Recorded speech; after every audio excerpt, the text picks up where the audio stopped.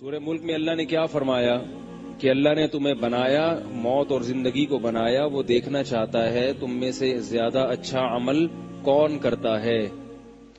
وَهُوَ الْعَزِيزُ الْغَفُورُ، اور وہ زبردست غالب بھی ہے، گناہگاروں کو سزا دے سکتا ہے۔ الغفور، اور جو توبہ کرنے والے ہیں ان کے لیے معاف کرنے والا بھی ہے۔ اللہ غفور کس کے لیے ہیں؟ توبہ کرنے والوں کے لیے۔ جو آدمی گناہ میں مست ہے یا گناہ پہ گناہ کرتا چلا جا رہا ہے اور یہ نظریہ رکھتا ہے کہ اللہ معاف کر دے گا، یہ شریعت کا قطعاً مطلب نہیں ہے، یاد رکھو۔ یہ گویا شریعت کے ساتھ مذاق اڑا رہا ہے، کیونکہ اللہ تعالیٰ نے اگر گناہ کی ہمیں اجازت دی ہوتی تو یہ جو 1,24,000 پیغمبر کہا جاتا ہے کہ اتنی تعداد میں پیغمبر آئے، ان کے آنے کا مقصد فوت ہو جائے گا۔ پیغمبر جو دنیا میں آتے ہیں ان کے دو مقاصد ہوتے ہیں، ایک لوگوں کے عقیدے کی اصلاح اور دوسرا مقصد لوگوں کے اعمال کی اصلاح۔ بات آ رہی ہے سمجھ میں؟ عقیدہ بھی درست کر دیا جائے ان کا اور عمل بھی درست کر دیا جائے۔ عقیدہ بھی درست کرنا چاہیے اور عمل بھی۔ یہ الگ بات ہے کہ عقیدے کی اہمیت عمل سے زیادہ ہے، لیکن عمل کی اہمیت بھی کم نہیں ہے، کیونکہ قرآن و حدیث سے یہ بات ثابت ہے بہت سے صحیح عقیدے والے لوگ بھی جہنم کی آگ میں جائیں گے۔ بلکہ قرآن و حدیث سے یہ بھی ثابت ہے، صحیح بخاری کی، صحیح مسلم کی حدیث ہے کہ بہت سے نماز پڑھنے والے اور روزہ رکھنے والے بھی جہنم میں جائیں گے۔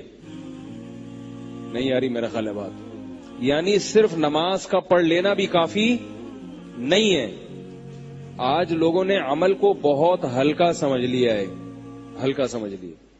کوئی کر لے ٹھیک ہے، نہیں کرے کہتے ہیں اللہ معاف کرنے والا ہے یار۔ اور عقیدے کا تو حساب ہی الگ ہے۔ تو عقیدے کو ٹھیک کرنا آسان ہے۔ عقیدہ نام ہے نظریات کا۔ آپ دل میں صحیح عقیدہ رکھ لیں اور زبان سے اس کا اقرار کر لیں تو عقیدہ صحیح ہو گیا۔ وہ گنے چنے عقائد ہیں، تقدیر پر ایمان ہے، اللہ کی ذات وحدانیت پر ایمان ہے، وہ جو جس پر بیان ہوتا رہتا ہے۔ آگے مسلمان کے لیے جو بڑا مسئلہ ہے وہ کیا ہے؟ عمل ہے۔ عمل میں ڈنڈی مار لیتا ہے۔ اور جو لوگ دین کی طرف آتے ہیں وہ فرقہ واریت میں پڑ جاتے ہیں، چھوٹے چھوٹے مسائل میں وہ اس کو عمل سمجھنے لگتے ہیں کہ رفع الیدین کرنا ہے نہیں کرنا، زور سے آمین، حالانکہ یہ تو صحابہ میں اختلاف تھا۔ تو عمل کا مطلب کیا ہے؟ اس کو خوب سمجھیں۔ کبیرہ گناہوں سے اجتناب اور فرائض اور واجبات کی پابندی۔ ایک کبیرہ گناہ بھی اگر زندگی میں ہے تو معاملہ بہت خطرناک ہے۔ آپ یہ نہیں کہہ سکتے کہ میں جہنم میں نہیں جاؤں گا، نہیں کہہ سکتے آپ، کیونکہ ایک بھی کبیرہ گناہ ہے تو حدیث سے پتہ چلتا ہے کہ بعض دفعہ ایک کبیرہ گناہ پر اللہ نے جہنم کی نظر کیا ہے۔ یہ بات احادیث سے ثابت ہے۔ تو ہم وہ حدیثیں تو لے رہے ہیں جس میں بار بار ہے اللہ غفور الرحیم ہے، وہ حدیثیں نہیں لے رہے جس میں اللہ کے رسول نے فرمایا کہ کبیرہ گناہ کی بنیاد پہ جہنم میں ڈالا گیا۔ آپ صلی اللہ علیہ وسلم کا ذکر، آپ صلی اللہ علیہ وسلم کا گزر دو قبروں کے پاس سے ہوا۔ آپ صلی اللہ علیہ وسلم نے ارشاد فرمایا کہ ان دونوں کو عذاب قبر ہو رہا ہے۔ آپ بتاؤ عذاب قبر کیا معمولی چیز ہے؟ برزخ کا عذاب تو بہت سخت ہے، آگ کا عذاب ہے۔ ان دونوں کو عذاب قبر ہو رہا ہے۔ اور فرمایا وما يعذبان من کبیر، کوئی ایسی بڑی چیز نہیں ہے جس کی بنیاد پر ان کو عذاب ہو رہا ہے۔ الا وہما کبیران او کما قال صلی اللہ علیہ وسلم، فرمایا لیکن وہ حقیقت میں کیا ہیں؟ وہ کبیرہ ہیں۔ کیا مطلب؟ یہ ایسا گناہ کیا کرتے تھے جو کبیرہ تھا، تبھی تو عذاب ہو رہا ہے نا، صغیرہ پہ عذاب نہیں ہوتا، کبیرہ پہ عذاب ہوتا ہے۔ فرمایا لیکن عرف میں اس کو کبیرہ سمجھا نہیں جاتا، اس جرم کو ہلکا سمجھا جاتا ہے۔ پتہ یہ چلا کبیرہ گناہ وہ ہے جس کو شریعت نے کبیرہ قرار دیا۔ ہمارے کہنے سے نہیں ہوتا کہ یار داڑھی کٹانے سے کیا ہوتا ہے، لوگ کہہ دیتے ہیں داڑھی تو ایک انسان کے جذبات ہیں، رکھ لے ٹھیک ہے, نہیں رکھے تو بھی ٹھیک ہے. نا نا نا نا نا, نہیں رکھے تو ٹھیک نہیں ہے, یہ ذہن میں رکھے, نہیں رکھے تو ٹھیک نہیں ہے, یہ فطرت کی مخالفت ہے. ہاں یہ الگ بات ہے کہ علماء ممبر پہ زیادہ اس کو اس لیے فوکس نہیں کرتے کہ بھائی جو علماء کا کردار ہے نا وہ صرف مسئلہ بتانا نہیں ہے, وہ معاشرے کی اصلاح بھی ہے. تو وہ کہتے ہیں اصلاح کا ایسا طریقہ اختیار کرنا مناسب نہیں ہے کہ جس میں مایوسی ہو جائے اور انسان شریعت سے اور بھی دور ہو جائے. وہ کہا یار جب میں اتنا بڑا گناہ کر رہا ہوں تو 2-4 اور ہی کر لو. تو وہ تو ظاہر ہے, کوئی دیکھو کوئی کینسر کا مریض ہوتا ہے نا, کینسر کا مریض, اور جس کے بارے میں پتا ہو کہ یہ 6 مہینے میں مر جائے گا, تو جو اچھے ڈاکٹر ہوتے ہیں نا وہ اس کو بتاتے نہیں ہیں, اچھے ڈاکٹر اس کو بتاتے نہیں ہیں, حالانکہ ان کو پتا ہوتا ہے کہ 6 مہینے بعد یہ مر جائے گا. ڈاکٹر کیوں نہیں بتاتے؟ اس لیے نہیں بتاتے کہ بھائی یہ کینسر کا مریض ہے, اگر اس کو بتا دیا تو 6 کے بجائے یہ 3 مہینے میں ہی مر جائے گا. کیا خیال ہے بھائی, 6 کے بجائے کتنے مہینے میں مر جائے گا؟ 3 کیا, یہ تو 1 مہینے. جب آپ کو پتا چل جائے کہ 6 مہینے بعد آپ نے مرنا ہے تو ٹینشن سے ہی مر جاؤ گے.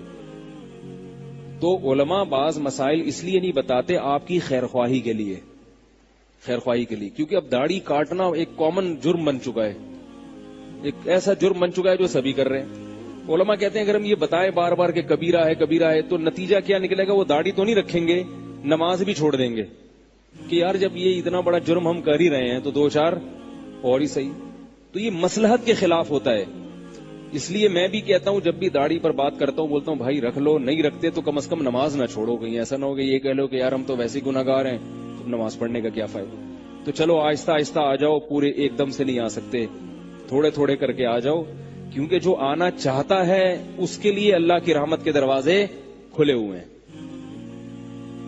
تو ہمت کر کے آ جاؤ اس لائن کی طرف, شریعت کی طرف, پورے اسلام میں داخل ہو جاؤ. کہ جیسے ایک دم گرمی سے ایک دم سردی میں آئے گا تو بعض دفعہ افورڈ نہیں کر پاتا, تو ایسے ہی بالکل گناہوں کی زندگی میں مست ہے. اب ایک دم ہم آپ کو بتا دیں کہ داڑھی کاٹنا بھی کبیرہ گناہ, تو یہ بھی کبیرہ گناہ, تو وہ بھی کبیرہ گناہ, تو آدمی کہتا ہے یار میں ایک دم آؤں گا, ایک دم مولوی بن جاؤں گا, تو کانپنے لگوں گا اندر سے, جو ہے نا میری روح کیا ہو جائے گی, کانپنے لگی. لوگ بھی تانا دیں گے, تو بعض دفعہ برداشت نہیں ہو پاتا. جب برداشت نہیں ہوتا تو ریئیکشن ہو جاتا ہے, اور ریئیکشن ایسا ہوتا ہے کہ ایسا ریورس گیئر لگتا ہے کہ جتنا نیک پہلے تھا نا اس سے بھی 2 ہاتھ برائی میں, جتنا برا پہلے تھا تو 2 ہاتھ برائی میں اس سے بھی آگے نکل جاتا ہے, اس سے بھی آگے نکل جاتا ہے 2 ہاتھ برائی میں. لاشعوری خوف بیٹھ جاتا ہے. تو علماء اس لیے جو بینک میں لوگ جاب کرتے ہیں سودی, ان کو کہتے ہیں بھائی چھوڑ دو, ہمت کی بات تو یہی ہے کہ چھوڑ دو اگر برداشت کر سکتے ہو. ماحول سے لڑو, نکلو, ایکسرسائز کرو, بھاگو دوڑو, خون کو گرم کرو, آدھا 1 گھنٹہ لگے گا اور معاملہ کیا ہو جائے گا, سیٹ ہو جائے گا. لیکن ہر ایک میں اتنی ہمت ہوتی نہیں ہے. تو کتنی بڑی اللہ کی رحمت ہے میرے بھائی. تو توبہ کیے بغیر, گناہوں سے بچے بغیر غفور الرحیم اور اللہ کی رحمت اور جنت, یہ باتیں سوچنا حماقت ہے. کیونکہ اللہ نے پیغمبروں کو بھیجا ہے تاکہ لوگ گناہوں سے توبہ کریں. اب دیکھو شعیب علیہ السلام کی قوم ناپ تول میں کمی کرتی تھی. شعیب علیہ السلام نے ان کو سمجھایا تو قوم کہتی کوئی بات نہیں, اللہ غفور رحیم ہے, کوئی بات نہیں, جس کسٹمر کو ہم ٹھگ رہے ہیں یہ بھی تو ہمیں ٹھگتا ہے. پوری قوم ہی ایسی تھی نا, یہ بھی ٹھگتا تھا. جب وہ دکاندار بنے گا تو وہ ٹھگے گا. لیکن اللہ کو کتنا غصہ آیا اس قوم پر, کیسا تباہ کر دیا اس قوم. تو اللہ کو گناہوں پہ بڑا غضب آتا ہے. اس لیے بھائی گناہ کو ہلکا مت سمجھو. اگر گناہ ہو رہا ہے تو جلد سے جلد توبہ کرنے کی